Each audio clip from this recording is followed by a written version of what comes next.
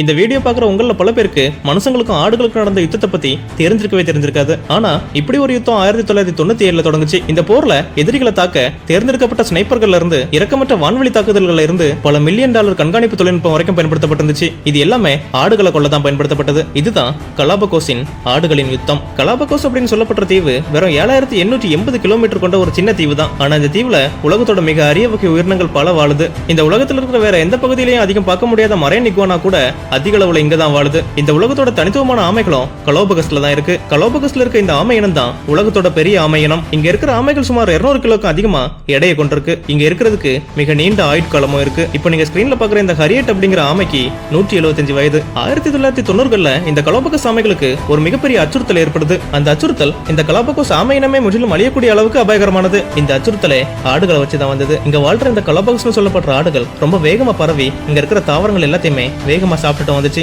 அது இந்த தீவுகளோட பசுமையும் அழிச்சு ஆமைகளுக்கு இருக்கிற ஒரே வாழ்வாதாரமான உணவையும் அழிச்சிட்டே இருந்துச்சு. அப்போ இந்த கலாபகோஸ் ஆமை இனத்தை அழிவுல இருந்து காக்கிறதுக்கு ஒரே தீர்வு ஆடுகளை அழிக்கிறது தான். இதனாலதான் 1997களில் சார்லஸ் டார்வின் அறக்கட்டளை மற்றும் கலாபகோஸ் தேசிய பூங்கா இணைந்து அங்க இருக்கிற எல்லா ஆடுகளையும் கொல்றதுக்கு முடிவு செஞ்சாங்க. இந்த ஆபரேஷனுக்கு ப்ராஜெக்ட் இசபெல்லான்னு பெயரும் வச்சாங்க. இதோட விளைவு என்னன்னா சில வருஷங்கள்லயே 90% ஆடுகள் கொன்னு குவிக்கப்பட்டது. உயிர் பழச்ச 10% ஆடுகள் இங்க என்ன நடக்குது அப்படிங்கறத புரிஞ்சுக்கிட்டு இந்த ஆடுகள் எல்லாமே மரங்கள் மூடப்பட்ட இடங்கள்லயும் புதர்கள்லயும் பதுங்க தொடங்கிட்டு. ஆடு இயல்பாகவே கூட்டம் கூட்டமா இருக்கக்கூடிய ஒரு இனம் தான். இதுங்க எங்க போனாலும் கூட்டமா தான் நகரும். இதனாலேயே வான்வெளி தாக்குதலின் உதவாது அப்படிங்கறத உணர்ந்த ப்ராஜெக்ட் இசபெல்லா குழுவினர் வேறொரு தந்திரமான யுக்தியை கையாள நினைச்சாங்க. அதுதான் இந்த ஜூடாஸ் ஆடுகள். பைபிள்ல புதிய ஏற்பாட்டுல யூதாஸ் இயேசுவை காட்டி கொடுத்தது போல இசபெல்லா குழுவினர் தன்னோட சொந்த மந்தைகளை காட்டி கொடுக்க ஜூடாஸ் ஆடுகளை உருவாக்க முடிவு செஞ்சாங்க. அது என்னன்னா ஒரு கலப்பக சாட்டை பிடிச்சி அதுல கண்காணிப்பு கருவியை பொருத்தி அதை திரும்ப அந்த தீவிலே விட்டுருவாங்க. அப்படி கேமராவோட விடப்பட்ட அந்த ஆடு தான் அந்த கூட்டத்தோட கருப்பு ஆடு. கேமரா பொருத்தப்பட்டிருக்க தெரியாம அந்த ஆடு இயல்பா தன்னோட மந்தைக்கு போகும். ஆனா இந்த ஆட்டோட ஒவ்வொரு அசைவையும் ஆராய்ச்சியாளர்கள் கண்காணிச்சுட்டு தான் இருப்பாங்க.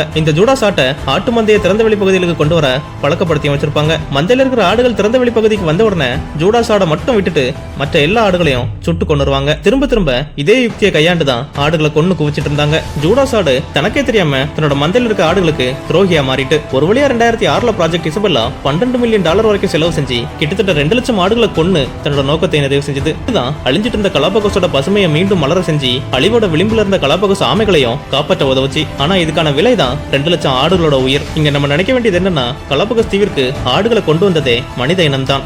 1800 இருந்து 1970 வரைக்கும் கடற்கொள்ளையர்கள் தங்களோட உணவின் தேவைக்காக இந்த ஆடுகளை இந்த தீவுக்கு கொண்டு வந்ததா சொல்றாங்க. அந்த ஆடு அந்த தீவையை அழிச்சிரும்னு அப்போ அவங்க நினைச்சிருக்க வாய்ப்பே இல்ல. இந்த 2 லட்சம் கலாபகோஸ் ஆடுகளோட கதை நிச்சயமா வரலாற்றுல ஒரு கருப்பு பக்கம் தான். இந்த வீடியோ பிடிச்சிருந்தா ஒரே ஒரு லைக் பண்ணி இது மாதிரி வித்தியாசமான கதைகளை தெரிஞ்சுக்க நம்ம சேனலை சப்ஸ்கிரைப் பண்ணிக்கோங்க.